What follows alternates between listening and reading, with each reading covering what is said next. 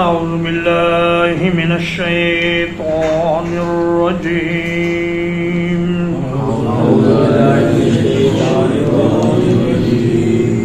وَإِذَا قِيلَ لَهُمْ تَعَالَوْا يَسْتَغْفِرْ لَكُمْ رَسُولُ اللَّهِ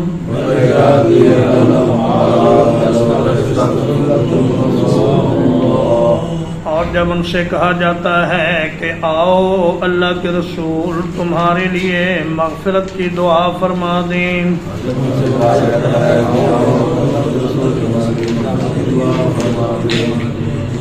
لووا رؤوسہم،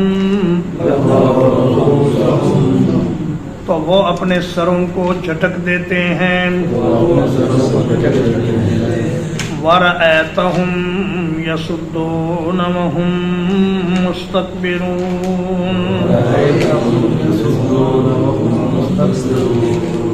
اور آپ انہیں دیکھتے ہیں کہ وہ تکبر کرتے ہوئے رک جاتے ہیں۔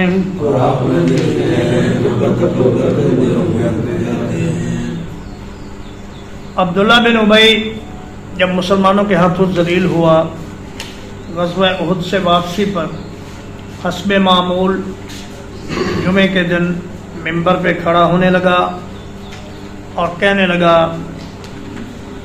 کہنا چاہتا تھا کہ اے لوگو، اللہ کے رسول کی مدد کرو، ان کا کہنا مانو، ان کی اطاعت کرو۔ تو مسلمانوں نے اسے کھینچ کر نیچے اتار دیا اور کہا کہ تم اب اس قابل نہیں رہے کہ تم اس قسم کا واعظ ہمیں کرو۔ تو یہ وہاں سے گرتا پڑتا مسجد سے نکل گیا۔ لوگوں نے اس سے کہا، اس کے قبیلے والوں نے، کہ تم ایک معزز آدمی ہو، خزرج کے سردار ہو، تو یہ بری بات ہے کہ اس طرح تم ذلیل ہو کر مسجد سے نکلو اور اللہ کے رسول کو ناراض کرو۔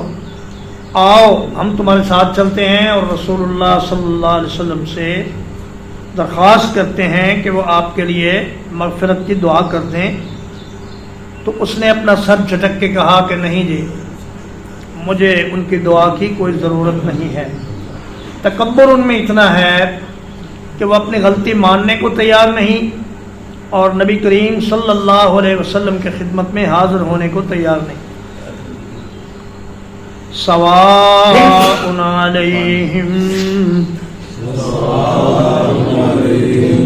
برابر ہے ان پر، استغفرت لہم، کہ آپ ان کے لیے بخشش کی دعا کریں، ام لم تستغفر لہم، یا آپ ان کے لیے بخشش کی دعا نہ کریں، لن یغفر اللہ لہم، اللہ تعالیٰ ہرگز انہیں معاف نہیں فرمائے گا۔ ان اللہ لا یہدی القوم الفاسقین،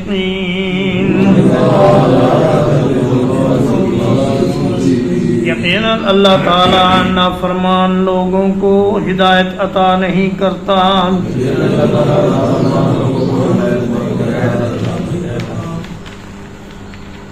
فرمایا کہ اے میرے حبیب، آپ کو اختیار ہے، آپ ان کے لیے مغفرت کی دعا کرنا چاہیں تو کر سکتے ہیں، لیکن اگر نہ کریں یا کریں، اللہ تعالیٰ کا یہ فیصلہ ہے کہ وہ انہیں معاف نہیں فرمائے گا۔ تو نبی کریم صلی اللہ علیہ وسلم نے اس اختیار سے فائدہ اٹھاتے ہوئے عبداللہ بن ابی کا جنازہ پڑھایا اور اس کے لیے مغفرت کی دعا بھی کی، لیکن پھر اللہ پاک نے قطعی طور پر منع فرما دیا۔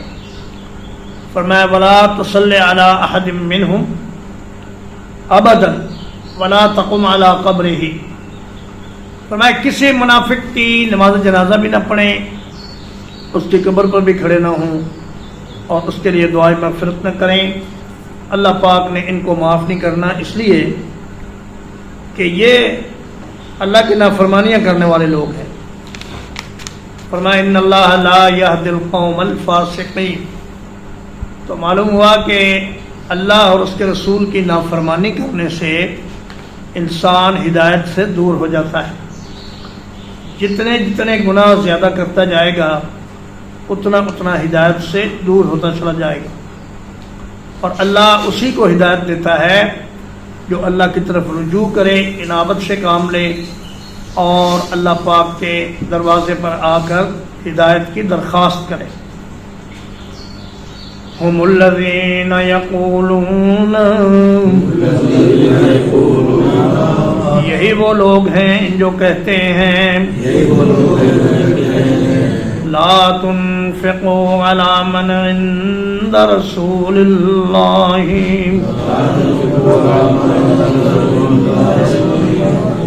نہ خرچ کرو ان لوگوں پر جو اللہ کے رسول کے پاس ہیں،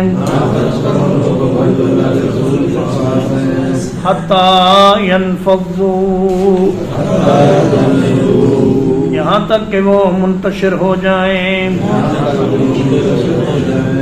وَلِلَّهِ خَزَائِنُ السَّمَاوَاتِ وَالْأَرْضِ،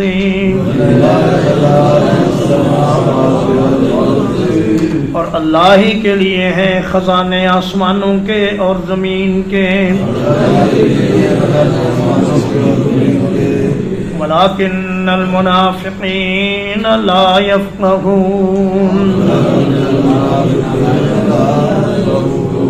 لیکن منافق لوگ اس بات کو سمجھتے نہیں ہیں. یہ واقعہ ہے سن 6 ہجری کا، جب نبی کریم صلی اللہ علیہ وسلم غزوہ بنی المصطلق سے واپس تشریف لا رہے تھے. تو راستے میں ایک جگہ جھگڑا ہو گیا، ایک مہاجر اور ایک انصار کے حلیف قبیلے کے ساتھ. حضرت عمر رضی اللہ تعالیٰ عنہ کا ایک خادم تھا جو ان کے گھوڑے کو چارہ وغیرہ ڈالتا تھا. اس کا نام تھا جہجہ بن عمرو غفاری، اور جس آدمی سے اس کا جھگڑا ہوا اس کا نام تھا سنان بن وبر الجہنی. یہ بنو جوہینہ سے تعلق رکھتا تھا، مگر ان کا معاہدہ تھا خزرج کے ساتھ. تو پانی پر جھگڑا ہوا. جہجہ نے ایک لات رسید کر دی انصاری کو، اس کے کمر پر یا اس کی سرین پر. تو انصار اس بات کو بڑا محسوس کرتے تھے اور توہین کا باعث سمجھتے تھے.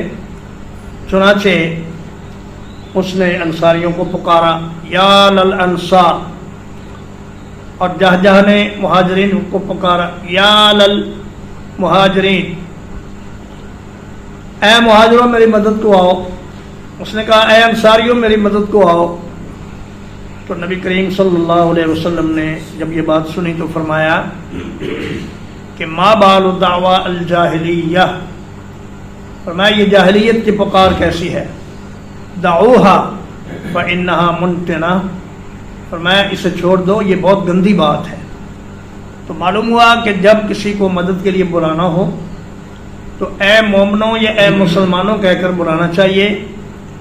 اے میری برادری کے لوگوں، اے میرے عزیزوں، اے میرے رشتہ داروں، اے میرے قبیلے کے لوگوں کہہ کر نہیں بلانا چاہیے. اور آنے والوں کو بھی یہ خیال رکھنا چاہیے کہ مدد کریں اس کی جو مظلوم ہو. ایسا نہ ہو کہ برادری کا آدمی ظالم ہو اور پھر بھی اس کی مدد کریں اور کہیں کہ یہ مجھے ہماری برادری کا آدمی ہے. فرمایا یہ بڑی گندی بات ہے اور یہ بڑی جاہلیت کی بات ہے.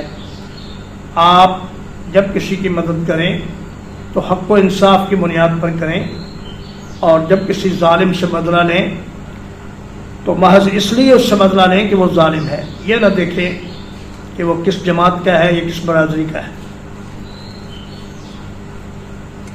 عبداللہ بن ابی کو جب پتہ چلا تو کہنے لگا کہ اچھا تم لوگوں نے انہیں اپنے گھر دیے، اپنے کاروباروں میں شریک کیا، انہیں کھلایا پلایا، اور اب یہ اتنے جری ہو گئے ہیں کہ ہمارے ہی گلے پڑ گئے ہیں.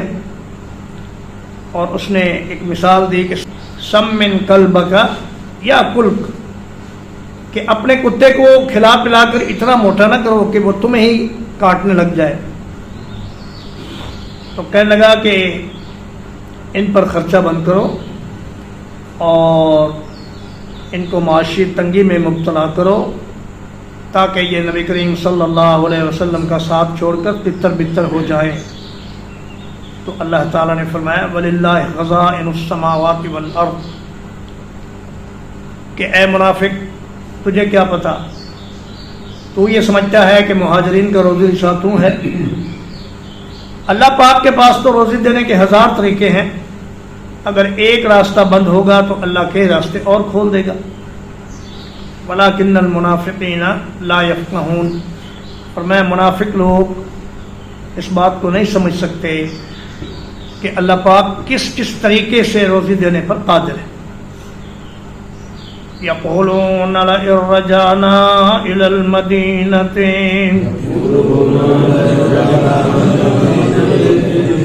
کہتے ہیں اگر ہم مدینہ واپس گئے،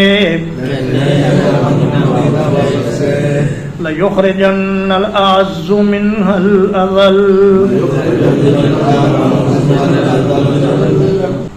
تو بلا شبہ یقیناً زیادہ عزت والا وہاں سے ذلیل تر کو نکال دے گا۔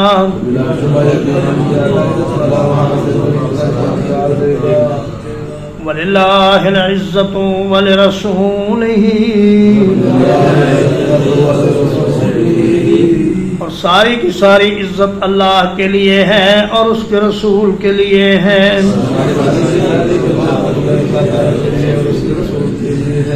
وَلِلْمُؤْمِنِينَ،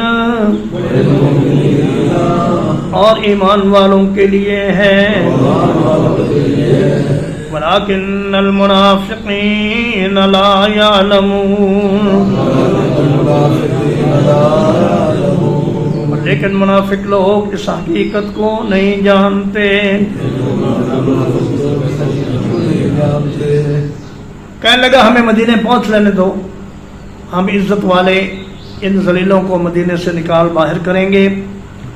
حضرت زید بن ارقم رضی اللہ تعالیٰ عنہ جو اس سفر میں اللہ کے نبی صلی اللہ علیہ وسلم کے لشکر کے ساتھ تھے، انہوں نے یہ بات سنی، انہوں نے اپنے چچا کو بتائی، چچا نے نبی کریم صلی اللہ علیہ وسلم کو بتائی، آپ نے عبداللہ بن ابی کو بلوا بھیجا، فرمایا تم نے یہ بات کہی ہے؟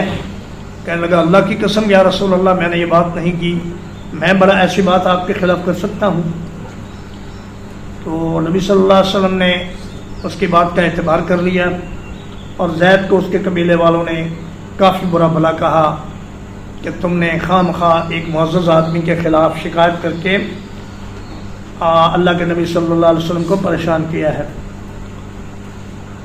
تو زید کہتے ہیں کہ میں اتنا غمزدہ ہوا کہ مجھے یوں لگا کہ جیسے کوئی پہاڑ میرے اوپر آ کے گر گیا ہے۔ اللہ کے نبی صلی اللہ علیہ وسلم نے میرے کان سے پکڑا اور میری طرف دیکھ کے مسکرائے اور فرمایا زید، اللہ پاک نے تمہیں سچا کر دیا ہے اور یہ آیت کریمہ نازل کر دی ہے، یقولون لئن رجعنا الی المدینہ۔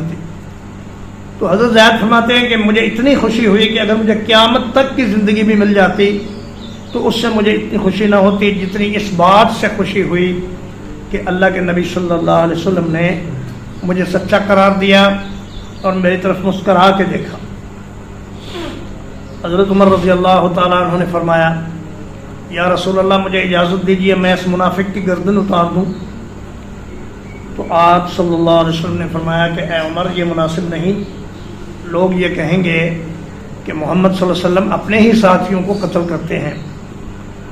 کہنے لگے یا رسول اللہ اگر میرے قتل کرنے سے کوئی فتنہ ہوتا ہے تو آپ حضرت کے لوگوں سے ہی کہہ دیجئے، معاذ بن جبل سے کہیے، سعد بن معاذ سے کہیے، عباد بن بشر سے کہیے، محمد بن مسلمہ سے کہیے، ان میں سے کوئی آدمی اس کو قتل کر دے۔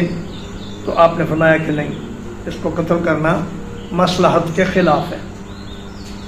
عبداللہ بن ابی کا بیٹا عبداللہ بن عبداللہ یہ مخلص مسلمان تھا اور اس سفر میں نبی کریم صلی اللہ علیہ وسلم کے ساتھ تھا۔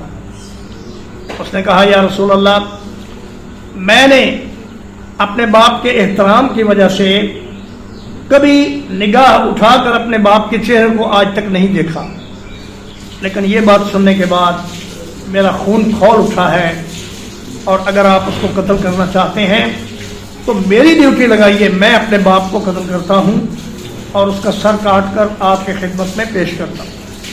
اگر آپ کسی اور سے کہیں گے تو ممکن ہے میرے اندر انتقام کا جذبہ پیدا ہو جائے اور میں اپنے باپ کا بدلہ لینے کے لیے اس آدمی سے لڑ پڑوں، اس لیے آپ مجھے کو حکم دیجئے کہ میں اپنے باپ کو قتل کروں۔ تو نبی کریم صلی اللہ علیہ وسلم نے فرمایا کہ نہیں، ہم اسے قتل کرنے کا ارادہ نہیں رکھتے۔ چنانچہ وہ جب واپس پہنچا لشکر تو وہ مدینے کے دروازے پہ کھڑا ہو گیا تلوار سونت کر، اور کہنے لگا کہ اے منافق، یقیناً تو ہی ذلیل ہے اور اللہ کے رسول اور مومن عزت والے ہیں، جب تک تو اس بات کا اقرار نہ کرے کہ میں ذلیل ہوں اور اللہ کے رسول عزت والے ہیں، تب تک تو مدینے میں داخل نہیں ہو سکتا۔ چنانچہ ابن ابی نے انتہائی ذلت اور خواری کے ساتھ اس بات کا اعتراف کیا کہ میں ہی ذلیل ہوں اور اللہ کے رسول اور صحابہ یہ عزت والے ہیں۔ تب عبداللہ نے ان کو آنے دیا۔ نبی صلی اللہ علیہ وسلم نے یہ جو انصار اور مہاجرین کے درمیان جھگڑا ہوا تھا، اس کے اثرات کو زائل کرنے کے لیے آپ نے کوچ کے وقت سے پہلے ہی فرمایا کہ کوچ کرو، اس پڑاؤ سے سفر شروع کرو۔ تو دوپہر بھی ساری لوگ چلتے رہے، رات بھی ساری لوگ چلتے رہے، اگلے دن بھی سورج اونچا آنے تک چلتے رہے، تقریباً 30 گھنٹے نبی صلی اللہ علیہ وسلم چلتے رہے اور درمیان میں کوئی آرام نہ کیا۔ پھر جب آرام کا حکم دیا تو سواریوں سے اترتے ہی سارے لوگ نیند کی آغوش میں چلے گئے، اور اس طرح یہ فتنہ دب گیا اور انصار اور مہاجرین پھر آپس میں بھائی بھائی بن گئے۔ تو فرمایا وَلِلَّهِ الْعِزَّةُ وَلِرَسُولِهِ، منافقوں کو پتہ ہی نہیں کہ عزت تو ساری کی ساری اللہ کے لیے۔ للہ کو پہلے لانے سے حصر کا مفہوم پیدا ہوا کہ عزت ساری کی ساری صرف اللہ کے لیے ہے، وَلِرَسُولِهِ اور اس کے رسول کے لیے ہے، وَالْمُؤْمِنِينَ اور مومنین کے لیے ہے۔ عزت کا سرچشمہ اللہ کی ذات، پھر اللہ جس کو عزت دے وہ عزت والا ہے، اور اللہ کے نافرمان اور منافق اور کافر یہ ذلیل ترین لوگ ہیں۔ اولئک فی الاذلین، تو میں ان سے زیادہ ذلیل دنیا میں اور کوئی نہیں، اور قیامت کے دن بھی یہ سب سے زیادہ ذلیل و خوار ہوں گے۔ ولکن المنافقین لا یعلمون، لیکن منافقین کو اس حقیقت کا علم نہیں، اس لیے وہ سمجھتے ہیں کہ ہم بڑے عزت والے ہیں۔ ترجمہ اقبال: وَإِذَا قِيلَ لَهُمْ تَعَالَوْا يَسْتَغْفِرْ لَكُمْ رَسُولُ اللَّهِ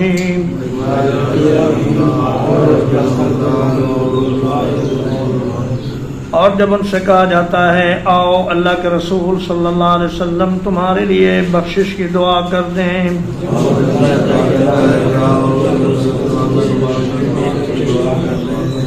لَوَّوْا رُؤُوسَهُمْ، تو وہ اپنے سروں کو ہلانے لگتے ہیں، وَرَأَيْتَهُمْ يَصُدُّونَ وَهُمْ مُسْتَكْبِرُونَ، اور آپ انہیں دیکھتے ہیں کہ وہ تکبر کرتے ہوئے رک جاتے ہیں۔ سواء علیہم، ان کے لیے برابر ہے، استغفرت لہم ام لم تستغفر لہم، کہ آپ ان کے لیے بخشش طلب کریں یا بخشش طلب نہ کریں۔ لن یغفر اللہ لہم، اللہ تعالیٰ ہرگز ان کو معاف نہیں کرے گا۔ ان اللہ لا یہدی القوم الفاسقین، یقیناً اللہ تعالیٰ نافرمان لوگوں کو ہدایت عطا نہیں کرتا۔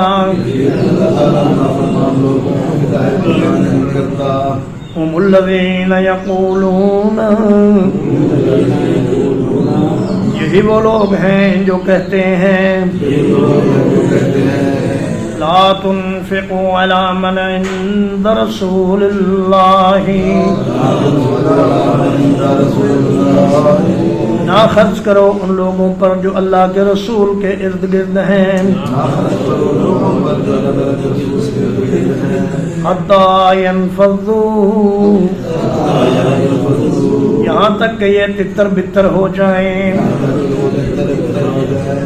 وَلِلَّهِ خَزَائِنُ السَّمَاوَاتِ وَالْأَرْضِ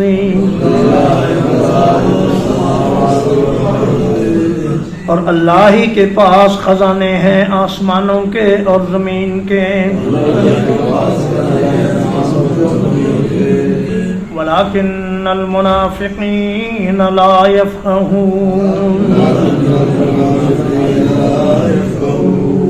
اور لیکن منافق اس بات کو سمجھ نہیں سکتے. يقولون لئن رجعنا إلى المدينة کہتے ہیں اگر ہم مدینہ واپس پہنچ گئے لَيُخْرِجَنَّ الْأَعَزُّ مِنْهَا الْأَذَلَّ تو یقیناً زیادہ عزت والا ذلیل تر کو وہاں سے نکال دے گا. وَلِلَّهِ الْعِزَّةُ وَلِرَسُولِهِ اور اللہ ہی کے لیے عزت ہے اور اس کے رسول کے لیے ہے. وَلِلْمُؤْمِنِينَ اور ایمان والوں کے لیے ہے. وَلَكِنَّ الْمُنَافِقِينَ لَا يَعْلَمُونَ لیکن منافق لوگ اس حقیقت کو نہیں جانتے. وصلی اللہ علی نبینا محمد وآلہ وصحبہ اجمعین.